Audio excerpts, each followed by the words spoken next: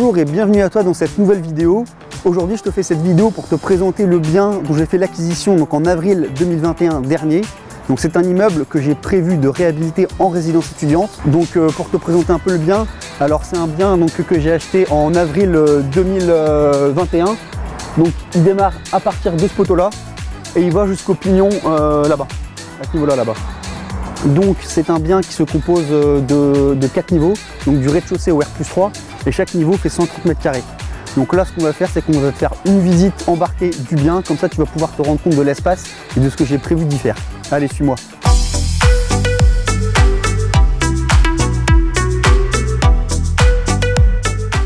Donc voilà, donc là on est on est au rez-de-chaussée dans un local commercial. Donc c'est un local commercial qui fait à peu près 40 m².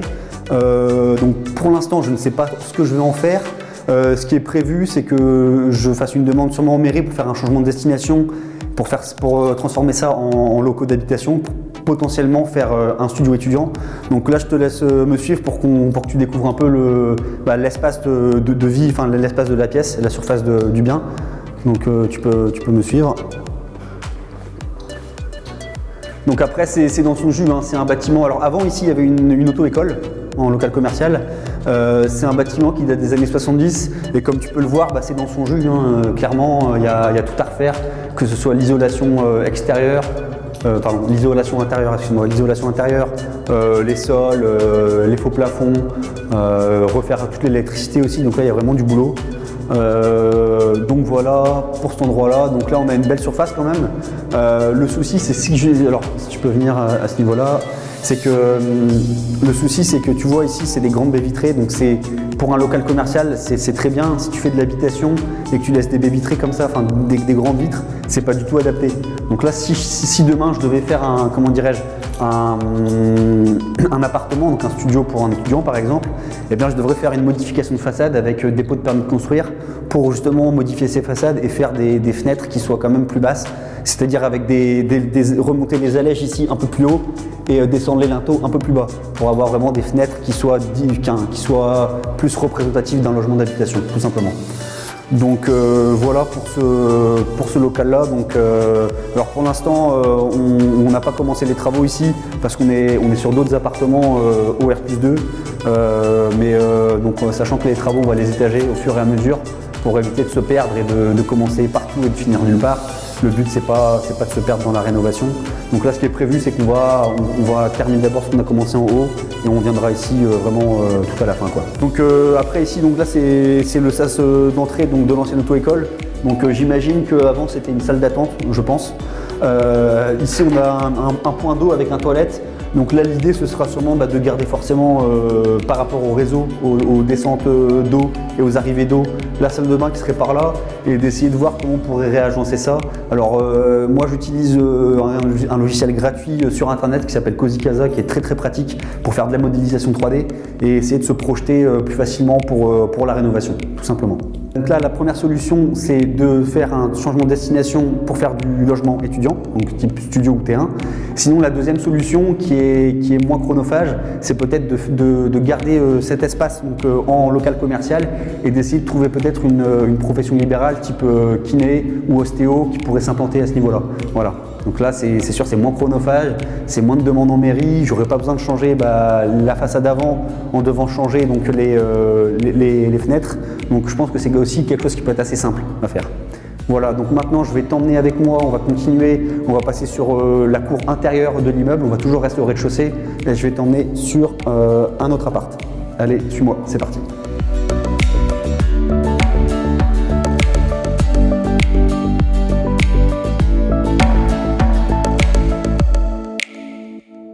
Ok, donc là on se retrouve sur le parking de l'immeuble.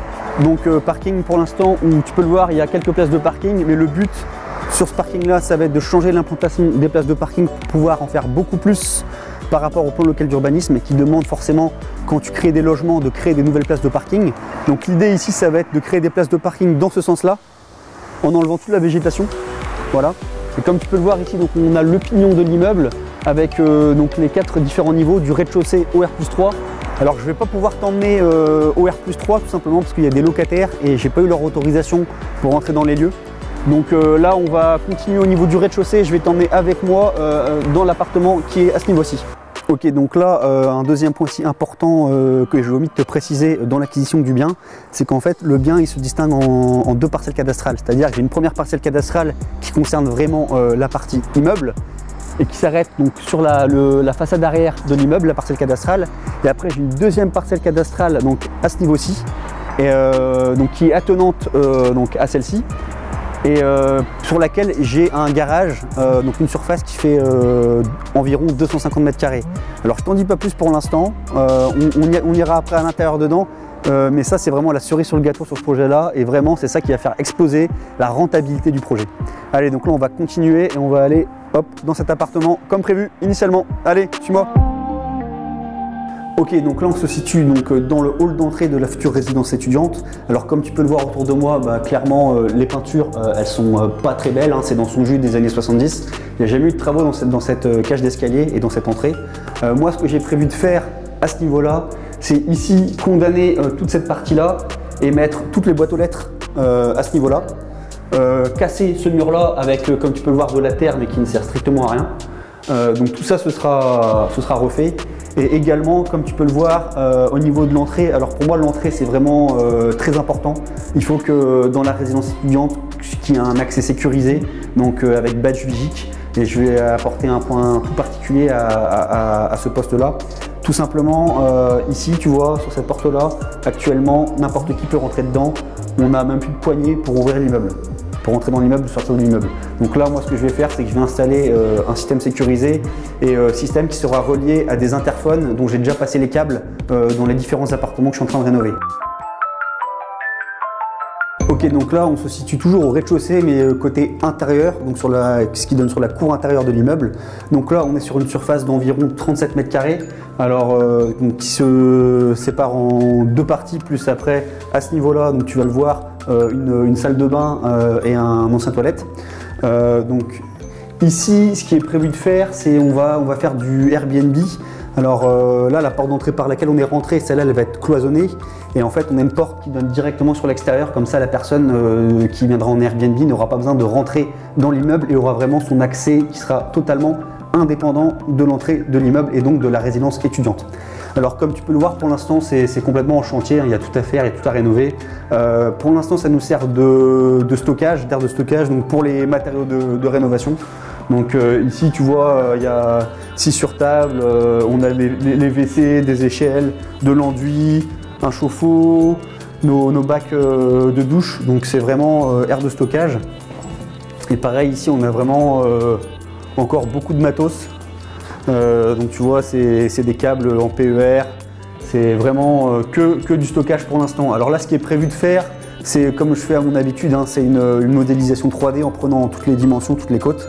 Donc modélisation qui sera faite sur Cozy Casa. Et une fois que la modélisation est faite, eh bien, on va sûrement casser pas mal de murs et revenir sur un appartement qui soit brut de béton. C'est-à-dire on a directement le parpaing et basta. C'est-à-dire qu'on va changer les huisseries nous-mêmes, on va faire les faux plafonds nous-mêmes, on va redoubler avec de la laine 240 les murs périphériques et après on pourra s'atteler à faire quelque chose de sympa en termes de décoration une fois que tout ça sera fait. Donc maintenant je vais t'emmener, on va aller, donc le rez-de-chaussée c'est terminé, je vais t'emmener au premier étage où c'est l'appartement dans lequel je vis actuellement, c'est l'ancien appartement de l'ancien proprio et donc là nous on vit là-dedans. Mais tu verras que c'est quand même un peu le chantier et c'est assez sportif de vivre dedans. Allez, je t'emmène là-dedans.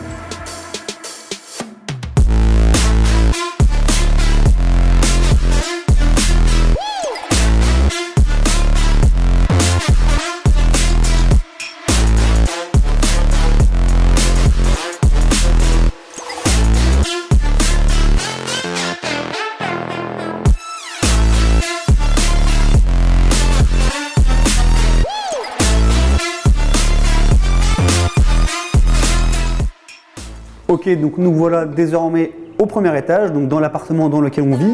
Alors initialement, il s'agissait de deux surfaces, donc tu avais de ce côté-là, donc à partir donc, de la poutre ici, une première surface de 55 mètres carrés et de l'autre côté une surface de 76 mètres carrés. Donc l'ancien propriétaire avait décidé de casser le mur qui séparait ces deux surfaces pour avoir un plateau qui faisait 130 mètres carrés. Moi, l'idée que j'en ai, c'est que je vais remonter une cloison SAD, donc cloison spéciale pour l'acoustique, pour éviter que les gens dans cet appartement puissent entendre les gens dans l'autre appartement. Et ici, je vais rénover de la même manière que je vais te montrer au R+2, c'est que je vais faire deux studios séparés.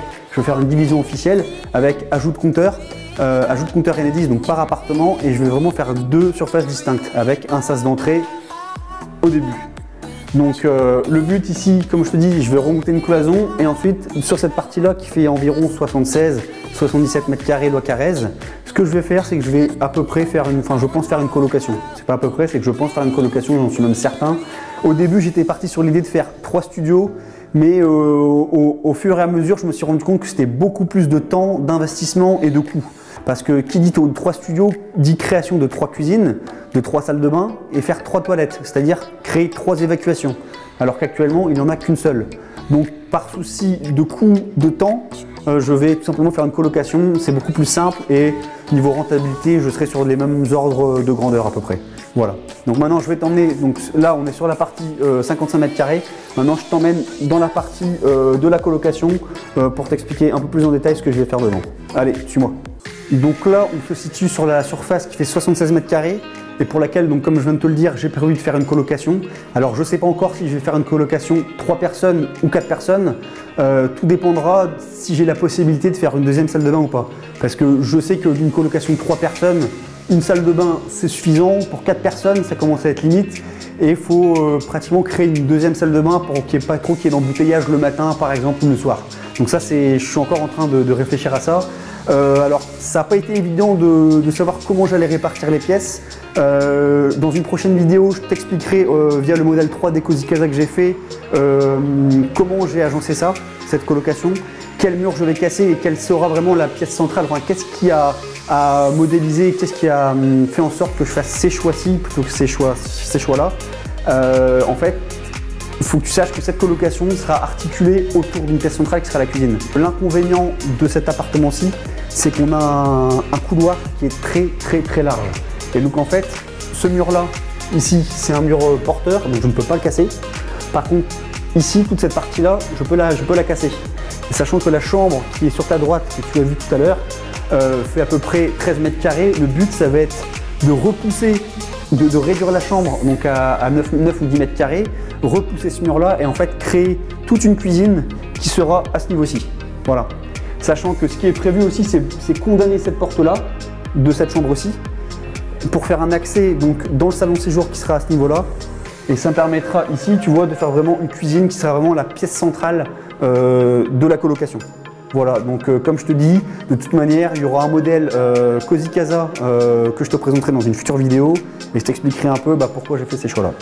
Donc voilà pour ce niveau. Maintenant, on va monter au R+2, là où j'ai déjà commencé et j'ai bien entamé la rénovation des 2 studios. Donc je t'emmène avec moi. Alors par contre, je te préviens, ça a vraiment très bien avancé. Là, on est sur la partie peinture. Allez, c'est parti, let's go.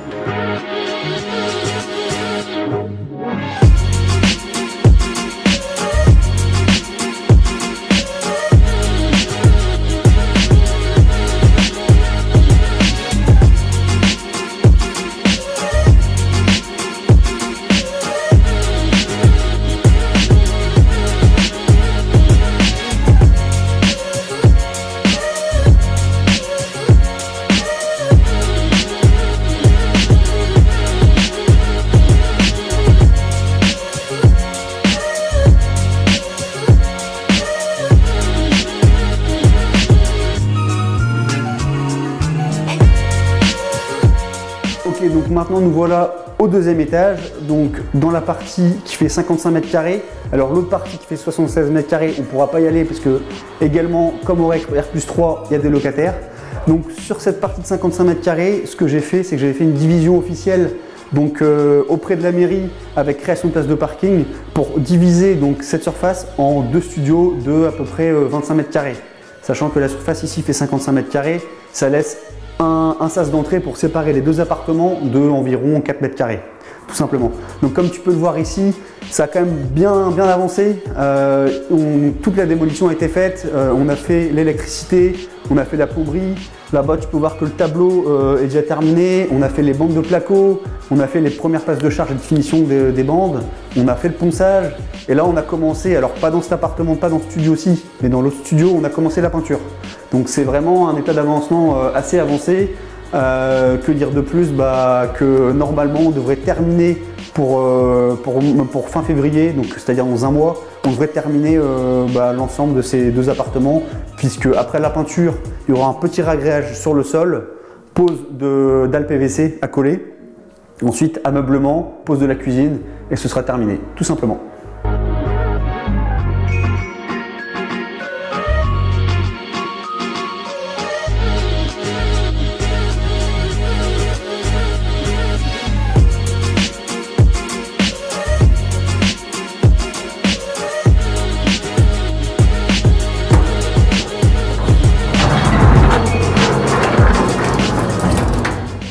Ok, donc comme je te l'expliquais tout à l'heure, l'immeuble que j'ai acheté se sépare en 2 parcelles cadastrales.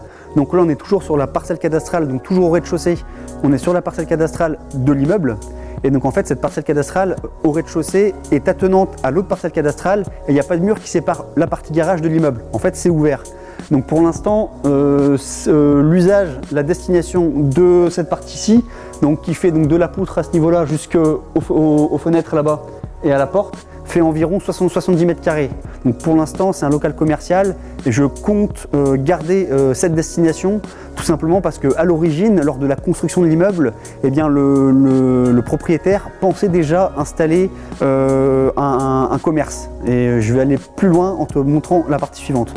Donc pour l'instant, ça nous sert tout simplement de dépôt. Comme tu peux le voir, on a encore certaines fenêtres qu'on a reçues en double vitrage, mais qu'on a gardées en stock ici, stockées de manière verticale pour pas qu'elles prennent du rond.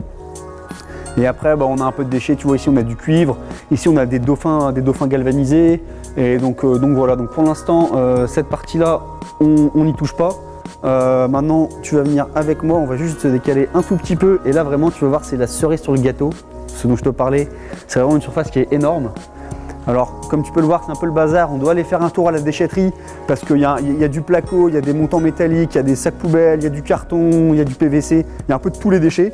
Donc tout ça, ça va partir. Mais si tu regarde un peu la surface, la superficie qu'on a ici. Ici tu as 250 mètres carrés.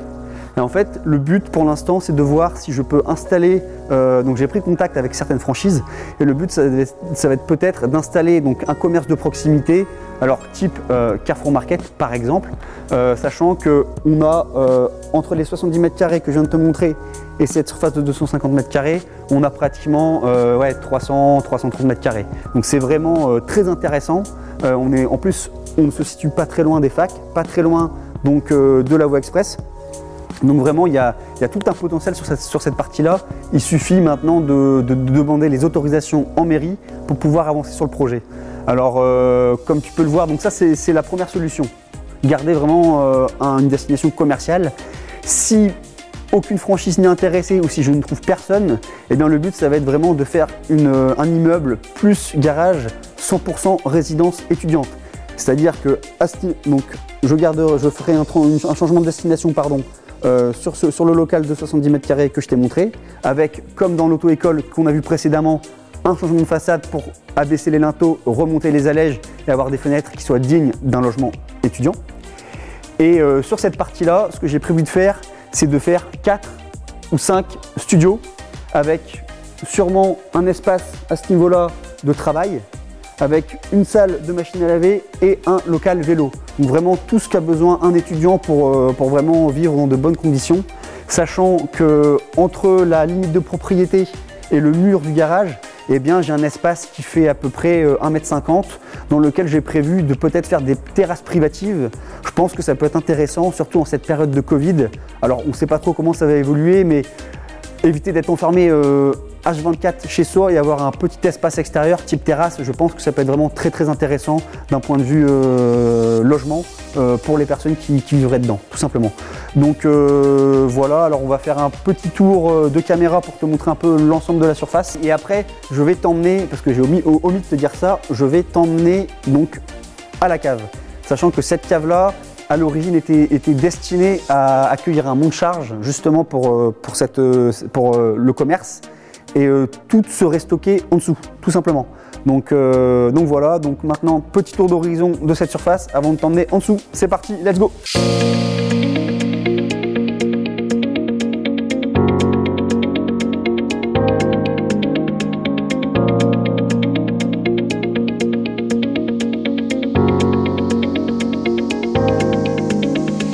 Nous voilà désormais donc dans les caves donc de l'immeuble, donc de la partie de 70 mètres carrés rez-de-chaussée qui est destinée à un local commercial. Alors pour l'instant ici, je ne sais pas trop ce que je vais en faire. Il y a plusieurs solutions qui s'offrent à moi. Soit si jamais il y a une franchise, comme je te le dis, ça servira de stockage pour tout ce qui est denrées alimentaires. Alors sachant que là, il y aura quand même un travail en amont à faire pour voir si c'est possible de stocker des denrées alimentaires à ce niveau-là, donc éviter tout ce qui est humidité. Après, de manière générale, il y a beaucoup de ventilation, donc que ce soit dans les caves ou sur l'immeuble, il y a beaucoup de ventilation, donc l'humidité, c'est pas trop un souci. Donc ça, c'est la première idée. Et la deuxième idée, c'est de tout simplement séparer un peu la surface. Donc ici, on a à peu près 80 mètres carrés. Donc séparer cette surface pour en faire des box de stockage, comme tu peux voir chez Mondial Box par exemple, des box de stockage qui font entre 2 et 7 mètres carrés. Typiquement, ça peut être intéressant. Ou troisième idée, c'est un concept qui vient tout droit des États-Unis. En fait, c'est transformer tout cet espace-là en fait, en un espace pour faire un peu la fête et chiller pour les jeunes. C'est-à-dire que tu viens, tu insonorises vraiment très bien acoustiquement, tu insonorises toute la surface. Tu mets des cloisons, tu isoles quand même et tu viens installer un petit bar, des canapés, une console de jeu, un baby-foot par exemple. Et ensuite, donc les gens viennent faire la fête ici. Et ils payent, je sais pas quel est l'ordre de tarif pour une réservation, mais ce serait peut-être une idée à creuser, sachant qu'il n'y a pas ça énormément en France. Le concept commence à se développer, mais c'est vraiment très timide. Donc je pense que c'est une idée à creuser, un peu comme les love rooms qui se développent de plus en plus maintenant en France. Donc je vais réfléchir à ça, voir quelle rentabilité je peux en tirer si jamais je décide de faire ça. Et aussi voir un peu quels sont les matières, quel est le matériel à installer dans ce type d'espace. Donc je te dis un bar, baby-foot, télé, ce genre de choses, sachant qu'après forcément plus il y a de l'équipement, plus tu demanderas une caution importante si jamais il y a de la casse, tout simplement. Donc on en a terminé pour la présentation des caves et ce qui permet aussi de terminer la présentation du bien immobilier. Alors je reviendrai sur les chiffres dans une deuxième vidéo où on parlera des chiffres, de la rentabilité escomptée, du coût des travaux. Mais pour l'instant, je te dis à bientôt dans une prochaine vidéo. Et puis n'hésite pas donc à t'abonner, à cliquer sur le pouce. Et on se dit à la prochaine. Allez, salut, ciao!